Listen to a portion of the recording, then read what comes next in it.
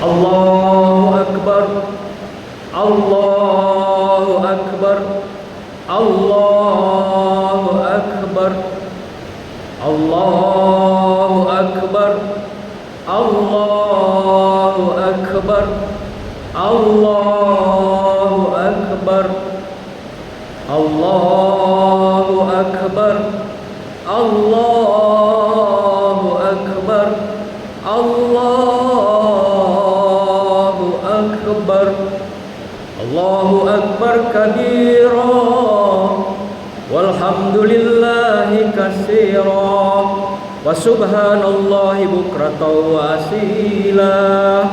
La ilaha illallah wahdah, sadaqa wa'dah, wa nasara 'abdah, wa a'za jundahu, wa hazamal ahzaba wahdah. La ilaha illallah, wallahu akbar, Allahu akbar, walillahil hamd. Alhamdulillah, alhamdulillahillazi ja'ala ad-dinul qayyim wa anzala al-Qur'an hudan lin-nas wa bayyinatin minal huda wal furqan. Wa asyhadu an la ilaha illallah wahdahu la syarikalah, wa asyhadu anna Muhammadan abduhu wa rasuluh la nabiyya ba'dah. Allahumma shalli wa sallim wa barik ala sayyidina wa habibina wa maulana wa syafi'ina wa qurrati a'yunina Muhammadin wa ala alihi wa sahbihi ajma'in wa man tabi'ahum bi ihsanin ila yaumiddin bi rahmatika ya arhamar rahimin. Ya ayyuhal hadirun, ittaqullaha mastata'tum wa ta'atihi la'allakum tuflihun. Ittaqullaha haqqa tuqatih wa la tamutunna illa wa antum muslimun. Amma ba'du, qala Allah ta'ala fi kitabihil karim, a'udzu billahi minasy syaithanir rajim. Bismillahirrahmanirrahim. Faqim wajhaka lid-dini hanifa, fitratallah allati fataran nas 'alaiha, la tabdila li khalqillah, zalikad dinul qayyim, walakinna aksaran nasi la ya'lamun. Maka hadapkanlah wajahmu dengan lurus kepada agama Allah, yaitu Islam, sesuai dengan fitrah Allah yang telah menciptakan manusia. Menurut fitrah itu tidak ada perubahan pada fitrah Allah. Itulah agama yang sempurna, agama yang lurus, tetapi kebanyakan manusia tidak mengetahuinya. Ar-Rum ayat 30. Allahu Akbar, Allahu Akbar, Allahu Akbar, walillahil hamd. Hadirin jamaah Idul Fitri yang dimuliakan Allah, seiring suara takbir yang telah menggema sejak semalam menunjukkan telah berakhirnya Ramadan membersamai kita semua. Sebulan kita bersama, segala rasa telah kita lalui. Ada yang merasa sukacita dan bahagia, bahkan ada yang bersedih dengan perginya Ramadan meninggalkan kita semua. Karena boleh jadi ini adalah Ramadan terakhir di dalam hidup kita, karena kita tidak tahu apakah masih dipanjangkan Allah usia kita sampai Ramadan yang akan datang. Tidak ada ucapan yang pantas kita lantunkan saat ini selain ucapan alhamdulillah, syukur kita kepada Allah Subhanahu wa taala yang telah memberikan kita kesempatan untuk menunaikan ibadah Ramadan dan mempertemukan kita dengan hari kemenangan ini, yaitu Idul Fitri. Selawat dan salam kita haturkan kepada junjungan kita dan junjungan alam Nabi Muhammad SAW beserta keluarga dan sahabatnya. Allahumma salli ala sayyidina Muhammad wa ala alihi wa sahbihi ajma'in. Allahu Akbar, Allahu Akbar, Allahu Akbar, walillahil hamd. Hadirin yang dimuliakan Allah, pada hari yang penuh berkah ini, marilah kita mengingat firman Allah dalam Al-Quran yang kami bacakan tadi. Faqim wajhaka lid-din hanifa fitratallah allati fataran nas 'alaiha la tabdila li khalqillah zalikad dinul qayyim walakinna aksaran nasi la ya'lamun. Maka hadapkanlah wajahmu dengan lurus kepada agama Allah, yaitu Islam, sesuai dengan fitrah Allah yang telah menciptakan manusia menurut fitrah itu. Tidak ada perubahan pada fitrah Allah. Itulah Islam yang sempurna, agama yang lurus, tetapi kebanyakan manusia tidak mengetahuinya. Ayat ini menegaskan bahwa fitrah manusia adalah tunduk kepada Allah dan menjalankan ketaatan agama dengan lurus hanya kepada Allah. Imam At-Tabari dalam tafsirnya Jami'ul Bayan an Ta'wilil Quran menjelaskan bahwa fitrah yang dimaksud dalam ayat ini adalah Islam, agama yang suci, diturunkan oleh Allah yang Maha Suci, diperuntukkan bagi manusia yang juga seharusnya suci. Islam adalah agama sesuai dengan fitrah penciptaan manusia dan sesuai dengan kehendak Allah. Oleh karena itu, Idul Fitri bukan hanya sekedar perayaan dan ungkapan bahagia atau sukacita, tetapi juga adalah momentum bagi kita untuk kembali kepada fitrah kesucian kita yang sejati, menjadi hamba Allah yang taat dan bertakwa sebagai hamba Allah di hadapannya. Al-Ghazali dalam kitabnya Ihya Ulumuddin, Ramadan adalah madrasah untuk mengembalikan manusia yang beriman, yang memiliki puncak keyakinan, agar menjadi manusia baru yang tajdid, terbarukan, menjadi manusia yang bertakwa, yaitu manusia yang memiliki puncak kesadaran, yang hidup ikhlas bersama Allah. Sejatinya kita sama dengan fitrah Allah, kesucian Allah. Namun karena kita hidup di dunia yang fana, bergelimang dengan godaan, pengaruh dan tarikan kesenangan, serta beragam pesona keindahan yang kenikmatannya serba menjanjikan, sehingga fitrah kita, kesucian kita tergerus, sehingga tidak jarang kita terjerumus di dalam perburuan dunia, di mana manusia tidak pernah merasa puas, malah membuat kita makin buas, makin tamak dan rakus dengan gelimang pesona kehidupan dunia ini. Sampai Allah ingatkan kita dalam Al-Quran, surah At-Takasur, Alhaakumut Takasur hatta zurtumul maqabir.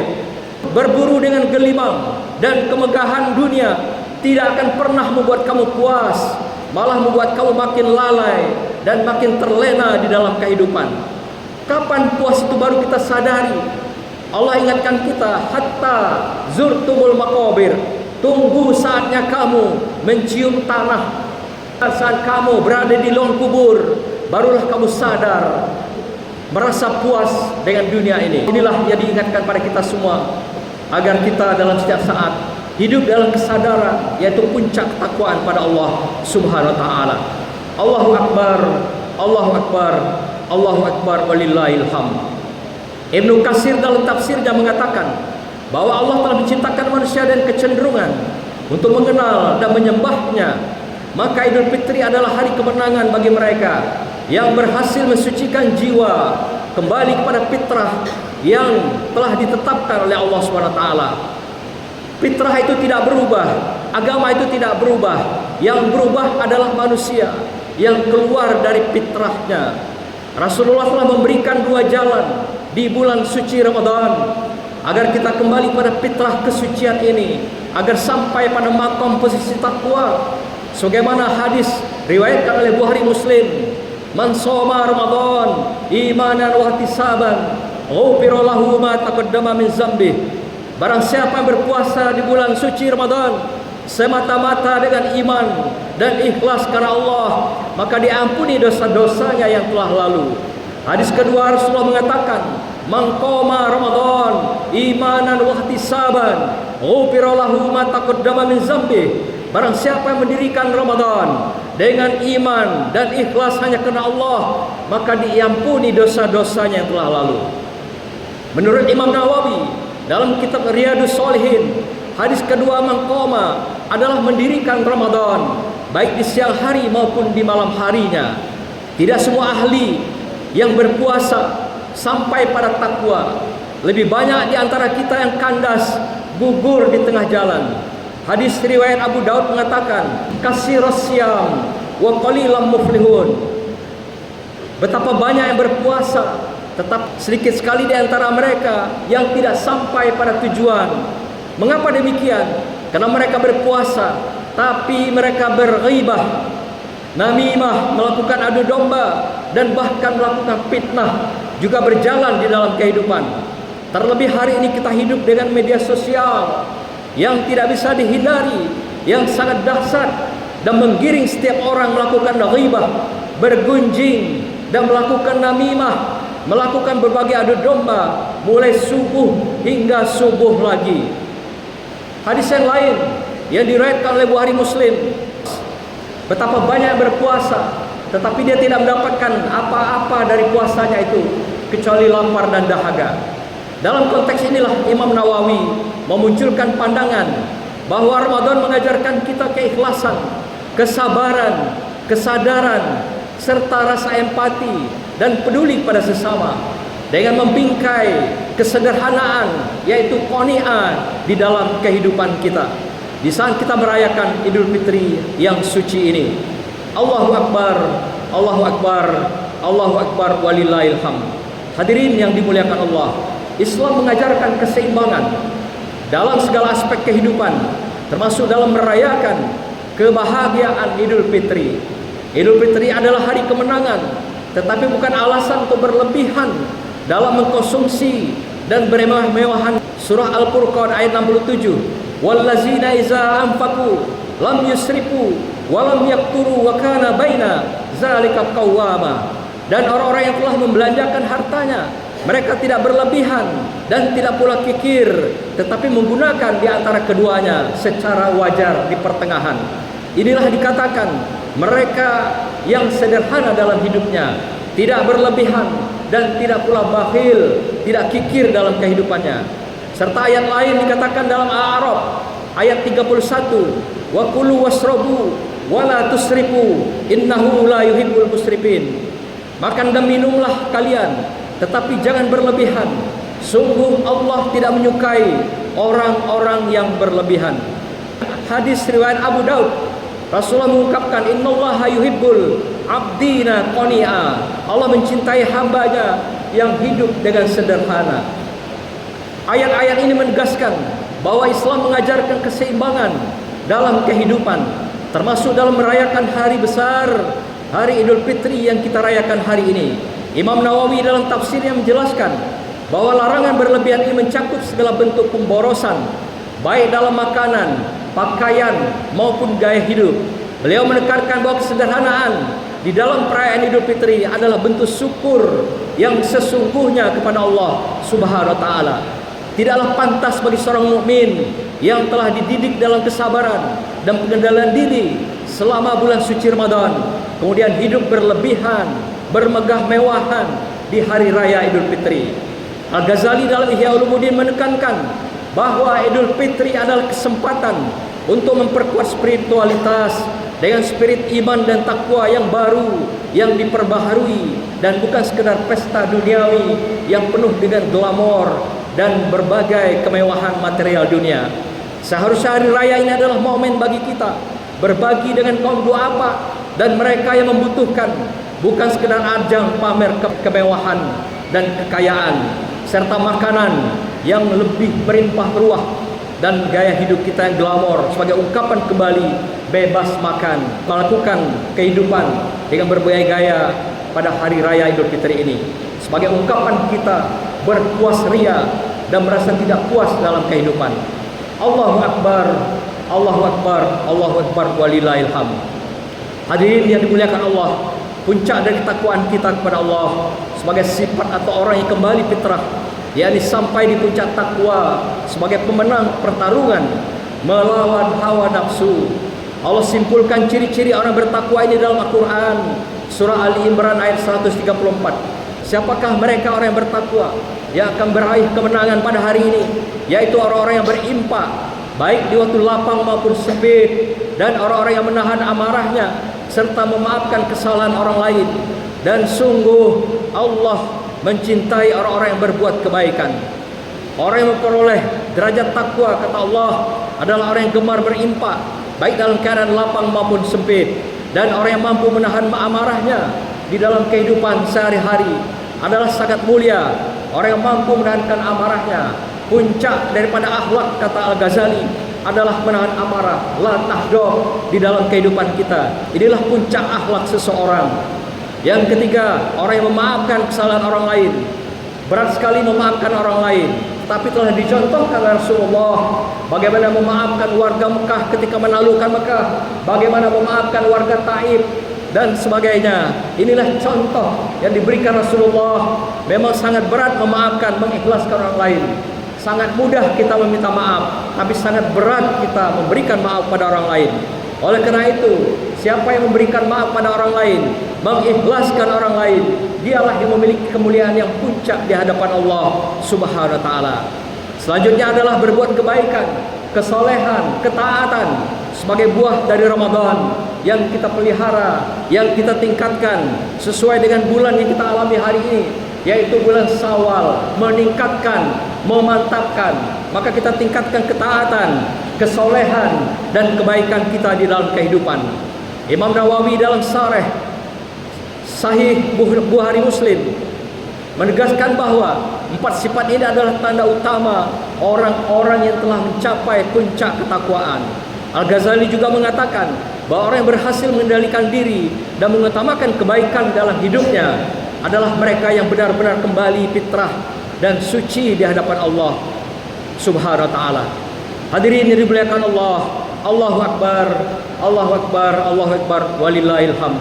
Demikianlah khutbah singkat ini kami sampaikan. Semoga kita semua kembali fitrah, kesucian dari aspek fisik dan spiritual, lahir dan batin.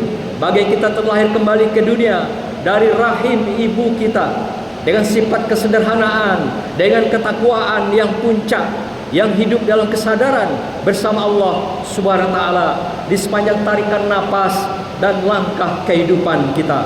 Amin, amin, amin ya rabbal alamin. Barakallahu li wa lakum fil Qur'anil azim wa nafa'ani wa iyyakum bima fihi minal ayati wa zikril hakim wa taqabbala minni wa minkum tilawatahu innahu was-sami'ul alim. Aku li qauli hadza wastaghfiru innahu wal ghafurur rahim. Allahumma zayyinna bi zinatil iman waj'alna hudatan muhtadin wa sallallahu ala sayyidina Muhammad wa ala ali sayyidina Muhammad an kulli sahabati rasulillahi ajma'in.